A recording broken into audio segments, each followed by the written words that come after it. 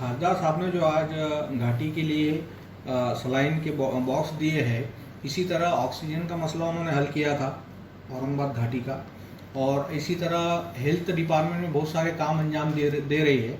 MIM. तो आपकी इसमें प्रतिक्रिया क्या है? देखिए, औरंगाबाद शहर और ज़िले की जनता ने इससे पहले कई राजनीतिक पार्टियों को आजमाया है। एक खासदार तकरीबन 25 साल खासदार रहे औरंगाबाद के, लेकिन उन्होंने लोकसभा में कभी औरंगाबाद का नाम लेने की जहमत गवारा नहीं की। मजलिस इत्तेहादुल मुस्लिमीन के जो एमपी हैं, एमपी इम्तियाज़ जलील साहब, ये एक पढ़ी लिखी और काबिल क़यादत होने का नतीजा ये है कि ये कोई भी प्रपोज़ल पे बात करने से पहले उसकी अच्छी तरीके से स्टडी करते हैं,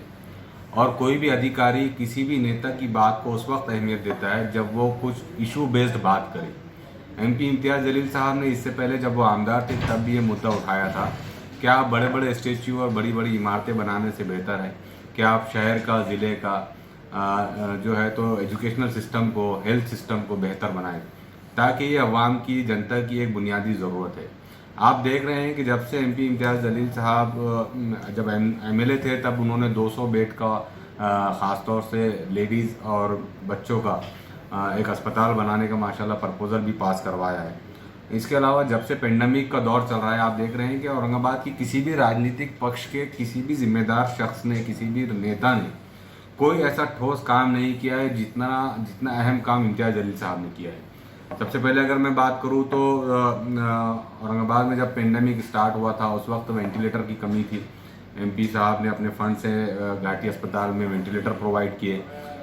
अभी जब हम देख रहे हैं कि दोबारा जब कोविड की लहर आई और इस वक्त पूरा शहर, पूरा ज़िला परेशान था, ना सिर्फ ज़िला बल्कि मराठवाड़ा के बहुत सारे पेशेंट्स औरंगाबाद का रुख कर रहे थे। घाटी एडमिनिस्ट्रेशन का कहना था कि हमारे पास स्पेस है लेकिन उन मरीजों को देखने के लिए स्टाफ नहीं है, जबकि 2000 से ज़ायद पोस्ट खाली पड़ी थी। एमपी साहब की आवाज़ उठाने के बाद आज तकरीबन 1000 से ज़ायद पोस्ट भरी जा चुकी है, उसके ऊपर प्रोसेस चल रहा है।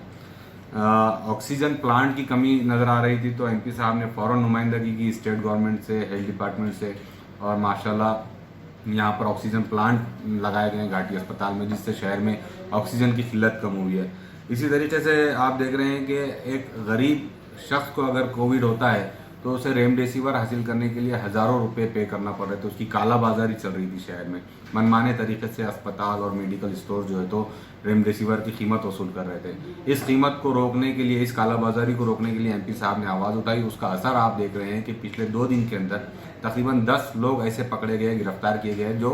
रेमडेसिविर की कालाबाजारी कर रहे थे। इतना ही नहीं बल्कि एमपी साहब ने यहाँ तक कहा है कि अगर कोई कालाबाजारी करते हुए पकड़ा जाएगा तो उसे सड़क पर पीटा जाएगा और उन अस्पतालों को भी नहीं छोड़ा जाएगा। तो ये कहीं ना कहीं काबिल क़यादत का नतीजा है कि एडमिनिस्ट्रेशन भी उस क़यादत को सुनने पर मजबूर है, इसलिए कि वो इशू बेस्ड बात करते हैं, उसके पीछे रीजंस होते हैं, उसके पीछे वजूहात को समझते हैं। और आज आप देख रहे हैं कि आज सलाइन जैसी एक मामूली सी जो चीज़ होती है अस्पतालों में लगती है, उसकी किल्लत घाटी अस्पताल में हुई थी। इस किल्लत को दूर करने के लिए एमपी इम्तियाज़ जलील साहब ने खुद अपने फंड से 4000 से ज़्यादा सलाइन की बॉटल दी। तो ये मजमूई तौर पे ओवरऑल आप एक जो कामयाब क़यादत, एक जो सक्सेस लीडरशिप का नमूना एमपी इम्तियाज़ जलील साहब पेश कर रहे हैं, तो ये शहर और ज़िले की अवाम को, जनता को सोचना चाहिए कि इससे पहले उन्होंने जितनी मरतबा जिन राजनीतिक पार्टियों को वोट दिया है, क्या उनके वोट का सही इस्तेमाल हुआ है? क्या उन नेताओं ने कभी उनको फ़ायदा पहुंचाने की कोशिश की है? ऐसा आज तक नहीं हुआ है। आप देख रहे हैं कि आप लोगों ने एमपी इम्तियाज़ जलील साहब पर, मजलिस इत्तेहादुल मुस्लिमीन पर भरोसा किया था, जिसका नतीजा आज आपके सामने है। तो हम अवाम से यही अपील करते हैं, यही दरख्वास्त करते हैं कि आप अपने इस भरोसे को कायम रखिए। आने वाले दिनों में आप मजलिस इत्तेहादुल मुस्लिमीन का साथ देते रहिए। सत्ता में ना होने के बावजूद भी मजलिस इत्तेहादुल मुस्लिमीन की लीडरशिप काम करवाने का हुनर जानती है, दूसरे नेताओं के पास ये क्वालिटी नहीं होती है। तो ये बड़ी खुशकिस्मती है औरंगाबाद की जनता की कि जिन्हें काबिल क़यादत एमपी इम्तियाज़ जलील साहब की शक्ल में मिली है। तो इस क़यादत को मज़ीद ताकत फराहम करने की ज़रूरत है, मजबूती फराहम करने की ज़रूरत है, ताकि आने वाले दिनों के अंदर हम शहर का, ज़िले का चेहरा मोहरा बदल सकें। औरंगाबाद के सांसद इम्तियाज़ जलील ने घाटी अस्पताल को अपने निधि से, अपने पर्सनल निधि से 4000 सलाइन की बोतलें दी है। इस मामले को लेकर शहर में एक सदा गूंज रही है कि thank you Imtiaz Jaleel, thank you Imtiaz Jaleel. क्या मतलब लोगों का ये बोलना है क्या सारी चीज़ों का ठेका सिर्फ इम्तियाज़ जलील ने ही लिया है ये कामों का, या दूसरे भी कुछ जिम्मेदार लोग प्रतिनिधि है औरंगाबाद में वो भी कुछ करेंगे, या इम्तियाज़ जलील ही सब करते रहेंगे? इसके बारे में क्या कहेंगे आप? देखिए, खासदार इम्तियाज़ जलील साहब जो है, मैं समझता हूँ कि आज लोग थैंक यू कह रहे हैं, लेकिन पिछला जो लॉकडाउन था वहाँ से लेकर आज तक नॉन स्टॉप अगर कोई पूरे महाराष्ट्र के अंदर ग्राउंड के ऊपर और लोगों के बीच में उनके मसाइल हल करते हुए कोई खासदार दिखा है तो वो इम्तियाज़ जलील ही थे। और MIM के दोनों आमदार जो है महाराष्ट्र के अंदर, जैसा कि आपने देखा होगा कि धुलिया के जो आमदार हैं उन्होंने 80 लाख रुपए की निधि दी है रेमडेसिविर इंजेक्शंस के लिए। उसी तरह मुफ्ती इस्माइल साहब ने जो है तो ऑक्सीजन के टैंकर्स जो है अवेलेबल करवाए। और MIM के कई ऐसी एक्टिविटीज़ है जो ग्राउंड पे रह के लोगों के साथ कर रहे हैं। वहीं पर अपोजिशन वाले, आपने देखा होगा पिछले साल जब हम लोग घाटी के अंदर लोगों के साथ में नाइंसाफ़ी हो रही थी, उनको कहीं ना कहीं ट्रीटमेंट के अंदर बहुत सताया जा रहा था, तो मजलिस की टीम खासदार इम्तियाज़ जलील साहब की हिदायत के ऊपर जब हम लोग गए वहाँ पर, हमने देखा कि पेशेंट्स चाहे किसी भी ज़ात धर्म का हो, हमने सबकी मदद करने की कोशिश की। तो वहाँ से हमारी कंप्लेंट्स जो है तो वहाँ पर CP साहब के पास भी की गई थी। वो तो खैर CP साहब ने सिचुएशन देख के और हमारी बात को समझ के उन्होंने समझ लिया था कि यहाँ कहीं ना कहीं घाटी के अंदर लोगों के साथ में गलत बर्ताव हो रहा है। वहीं पर जो सत्ताधारी पार्टी के आमदार है यहाँ के, चाहे उसके अंदर तीनों आमदार मेरे ख्याल से प्रदीप जायसवाल साहब भी थे, उसके बाद में दानवे साहब भी थे, ये लोग डीन मैडम के पास में जाकर, जब खासदार साहब ने भी घाटी के प्रशासन के खिलाफ आवाज़ उठाई तो इन्होंने जाकर डीन मैडम की पीठ थपथपाई और कहा कि आप घबराइए मत, हम आप लोगों के साथ में। इनका ये फ़र्ज़, इनका ये दायित्व था कि यहाँ पर आवाम के साथ में जो नाइंसाफ़ी हो रही है आप इसको दूर करो। तो ये तो जाके प्रशासन की पीठ थपथपा रहे थे। तो ये इम्तियाज़ जलील साहब को सैल्यूट है और पूरा महाराष्ट्र आज उनकी तरफ देख रहा है कि किस अंदाज में वो काम कर रहे हैं। आपने देखा होगा कि लॉकडाउन के बाद से कंटिन्यूसली वो ग्राउंड के ऊपर है। लॉकडाउन के अंदर भी उन्होंने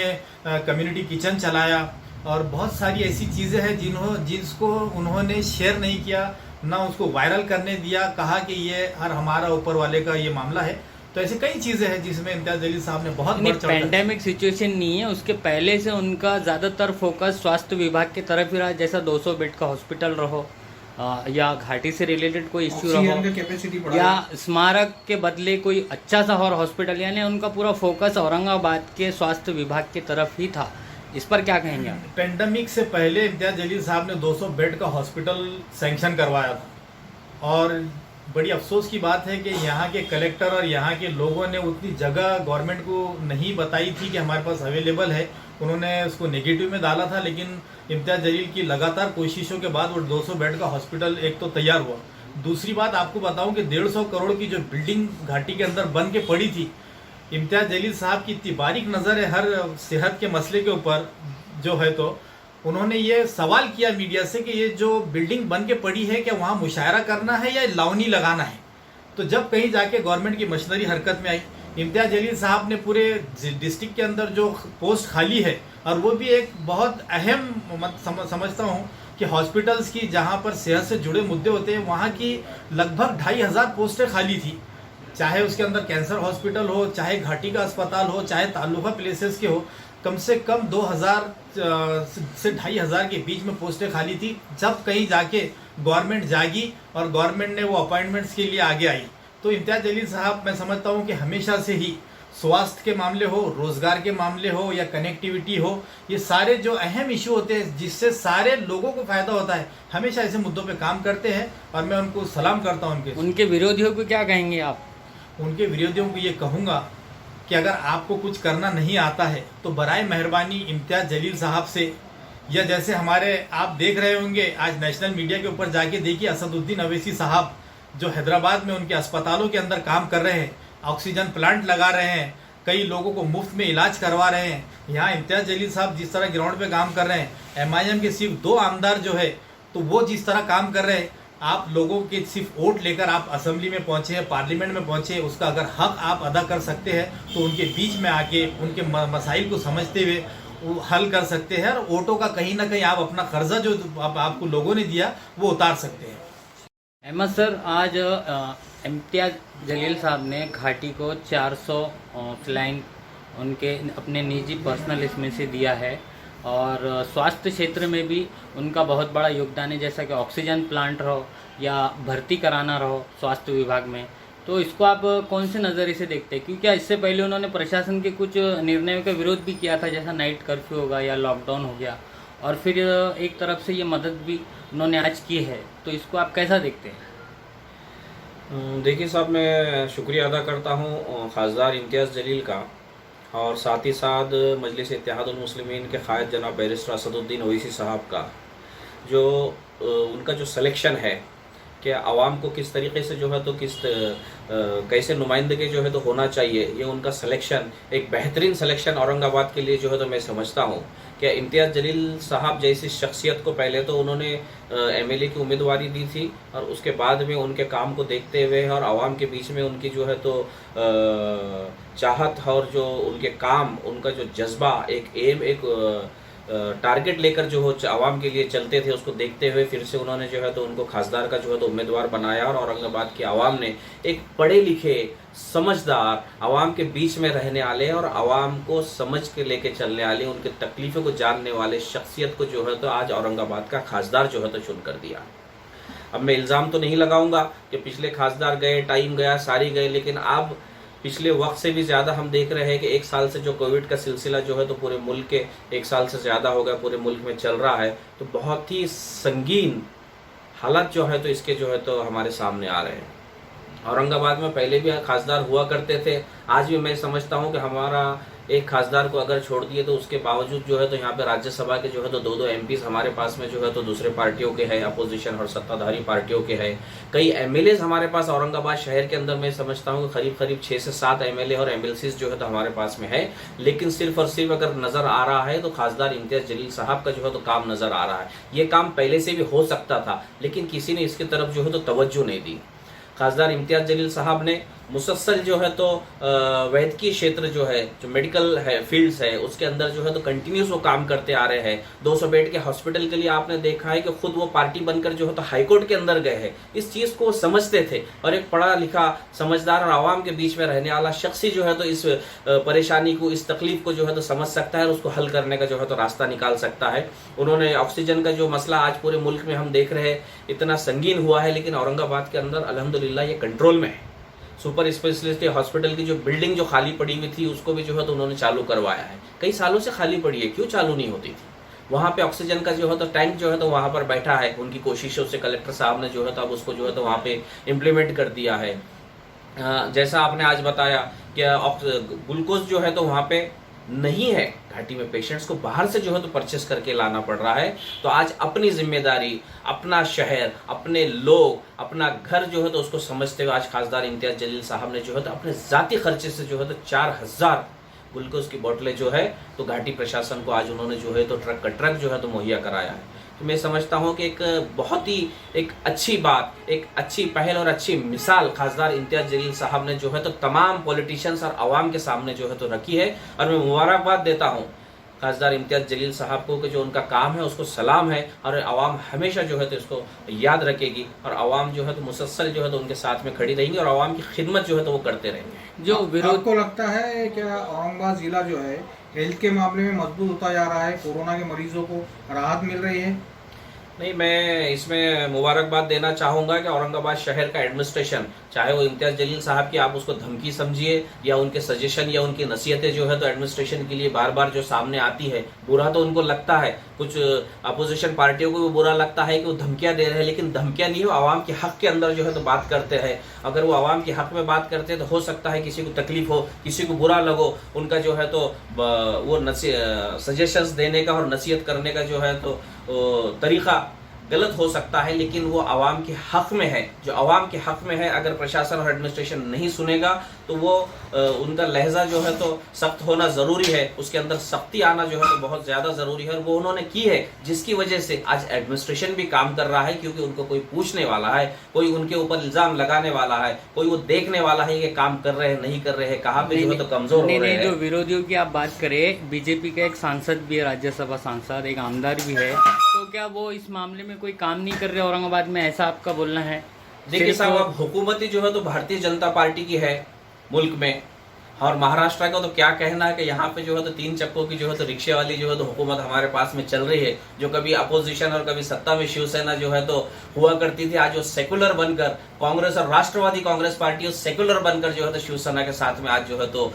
हुकूमतों में जो है तो साझेदारी निभा रहे हैं। तो ये तो उनकी जिम्मेदारी है।